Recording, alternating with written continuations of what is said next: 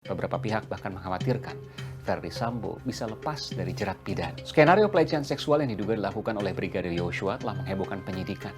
Skenario itu bisa sangat mempengaruhi hasil putusan hakim yang akan diberikan kepada Verdi Sambo.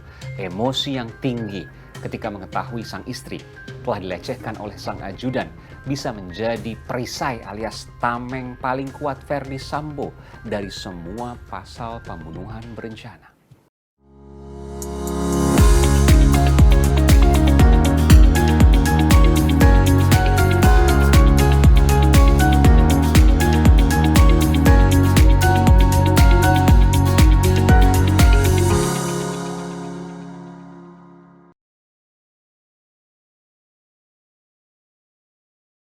Halo saudara, bagaimana kabar Anda? Semoga Anda senantiasa dalam keadaan sehat dan baik. Kita berjumpa lagi di podcast Aiman Wicaksono yang merupakan hasil kolaborasi antara Kompas TV, Medio Podcast Network, dan Trusty Talent Management. Sebelum mulai, jangan lupa untuk follow dan beri rating pada podcast Aiman Wicaksono di Spotify dan subscribe YouTube Kompas TV supaya Anda tidak tertinggal pada setiap episode terbarunya. Saya akan berbagi cerita menarik dan berkesan seputar penggarapan program Aiman di Kompas TV dan pandangan saya sebagai seorang jurnalis akan sebuah isu yang belum pernah saya ceritakan sebelumnya. Saya akan bagikan eksklusif di podcast Aiman. Pada episode kali ini, saya, Aiman Wicaksono, jurnalis dan host program Aiman, akan berkisah tentang konsekuensi dan potensi hukuman yang harus diterima oleh Verdi Sambo atas keterlibatannya dalam pembunuhan Brigadir Yosua. Benarkah pada saat persidangan nanti kasus pembunuhan Brigadir Yosua akan lebih sulit dari kasus Kopi Mirna atau kopi sianida yang kita sempat melihat begitu panjang persidangannya dan begitu meyakinkan bahwa yang bersangkutan tidak bersalah dan seterusnya. Kasus yang menimpa Verdi Sambo atas keterlibatannya dalam pembunuhan Brigadir Yosua telah membuat kehebohan di masyarakat. Penyelidikan kasus ini masih terus ditindaklanjuti hingga saat proses syuting ini berlangsung dan berlanjut kepada penuntutan hingga nanti ke pengadilan.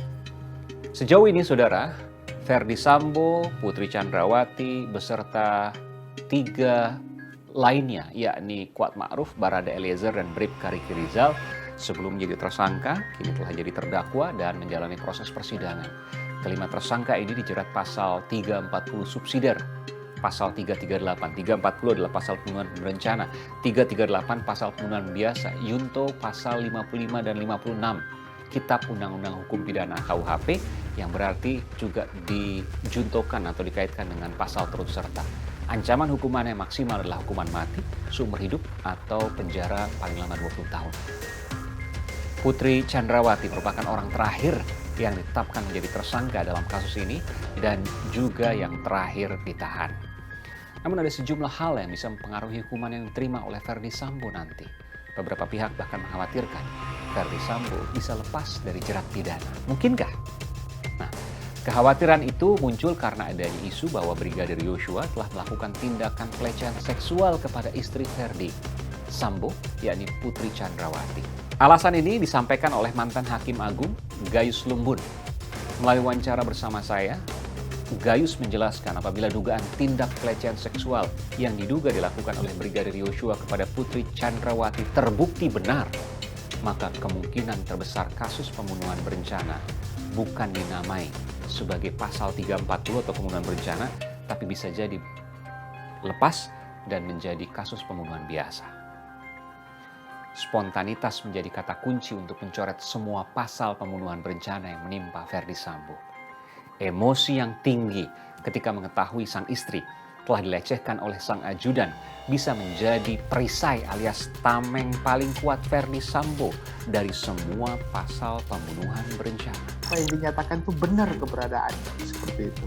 Karena memang keterangannya hanya didapatkan dari keterangan para tersangka yang ada di situ sehingga kemungkinan kebenarannya itu masih diragukan ya. Ya, kecuali ada saksi-saksi lain ya, tidak terikat dengan para tersangka, ya tidak terpengaruh.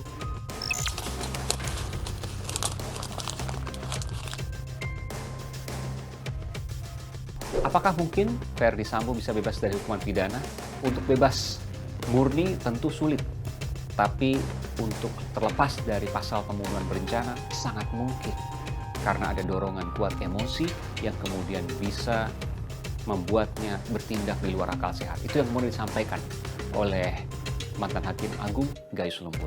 Misalnya, dan para tersangka lainnya tidak melakukan pembunuhan berencana. Ada kasus yang populer di mana sebelumnya didakwa dengan pembunuhan berencana tapi batal pembunuhan berencananya. Ya tetap, karena pasalnya tidak bisa berkaitan dengan perencanaan pembunuhan. Ya. Dan hal ini seorang prajurit yang mempengaruhi jiwanya, dia bebas bersenjata. Sebentar, Anda katakan prajurit karena Anda di kamar pidana militer, Ya. maksudnya kasus cebongan?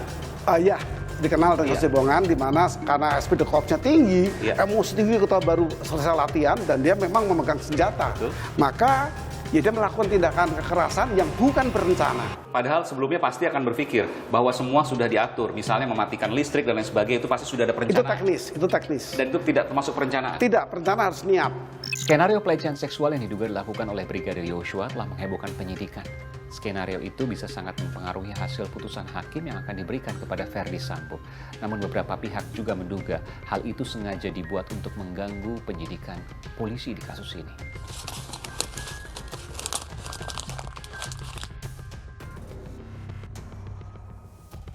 Apa saja kejanggalan mengenai isu pelecehan seksual yang berpotensi akan terpangkasnya hukuman Ferdy Sambo? Karena ada dugaan pelecehan seksual, lalu muncul emosi yang luar biasa, lalu kemudian emosi yang luar biasa itu berujung pada tindakan di luar akal sehat, yakni pembunuhan. Tentu ini bisa ada perdebatan dalam persidangan, meskipun juga ada potensi kemungkinan ini terjadi sehingga akan mencoret pasal 340 alias pasal pembunuhan berencana. Misalnya ada pengaruh lain seperti emosi yang tinggi, demikian tinggi karena informasi dari istrinya. Itu skenario-nya, benar apa tidak kita buktikan. Dan itu spontan, itu hitungannya spontan. Itu bisa spontan. Oke, kalau itu terjadi, apa yang akan terjadi pada proses persidangan? Hakim akan berpikir apa? Hakim akan berpikir dia tidak berencana. Tidak berencana? Ya, spontanitas. Jadi 340 coret? Coret, 338 itu ya memang pengganti dari 340 kalau menurut konsep penyidik. Betul, tapi 338 kan pasal pembunuhan. Pembunuhan yang ancaman hukumannya ringan sekali, tidak terlalu berat lah. 15 tahun. Apapun bisa terjadi, saudara, di dalam persidangan. Dan bagaimana ujungnya nanti tentu harapan dan keadilan masyarakat yang diimpikan oleh publik. Karena ini mungkin kasus yang paling menyita perhatian publik dari kasus pembunuhan yang pernah ada dalam sejarah Indonesia. Berbulan-bulan diliput oleh media tanpa kemudian ada pemirsa yang kena lelah karena selalu mendapatkan nilai di hati pemirsa yang ingin mengetahui akhir dari kasus ini. Bagaimana kemudian akhirnya? Hanya hakim dan Tuhan yang tahu bagaimana kemudian putusan nanti. Tentu ini menjadi sebuah harapan akan keadilan di negeri Indonesia. Demikianlah saudara, momen ataupun peristiwa menarik di balik penggarapan program Aiman yang dapat saya bagikan pada kesempatan kali ini. Jangan lupa untuk subscribe YouTube Kompas TV dan follow Spotify podcast Aiman Wicaksono untuk terus tahu episode terbarunya. Sehat selalu untuk Anda semua dan terima kasih. Sampai berjumpa kembali di podcast Aiman Wicaksono selanjutnya. Saya Aiman Wicaksono, salam.